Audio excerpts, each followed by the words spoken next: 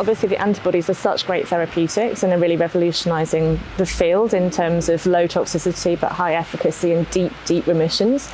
Certainly for Blinatumomab, it seems to provide a really excellent platform as a bridge to transplant in relapsed refractory ALL, and we and others are sort of carrying out preliminary studies and looking after patients, collecting data to try and demonstrate that robustly, and other groups, for example, COG, have demonstrated this really nicely.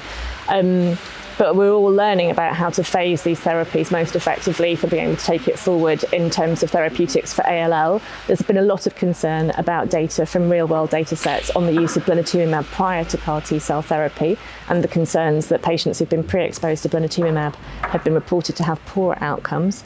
But there was a study published by Myers et al. In the Journal of Clinical Oncology, and there they showed in a huge cohort of patients that the poor outcomes seem to be restricted to those that have a poor response to Blinatumomab. And when they looked at the outcomes post-CAR T-cell therapy for patients who responded to Blinatumomab or had never seen Blinatumomab, the outcomes were overlaid. And the poorer outcomes were really only in the group that hadn't responded to the Blinatumomab most optimally, and they were the patients who were already poor players and hence had poor outcomes post-CAR T.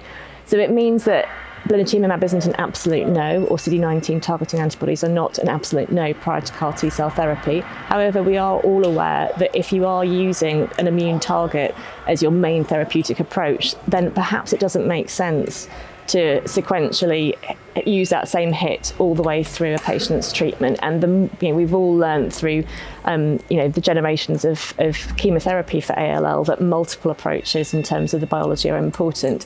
And probably there's a lot of ground to be gained on learning the best phasing of all these different treatments in relation to chemotherapy, immune therapies, and which targets you're looking at when you do that.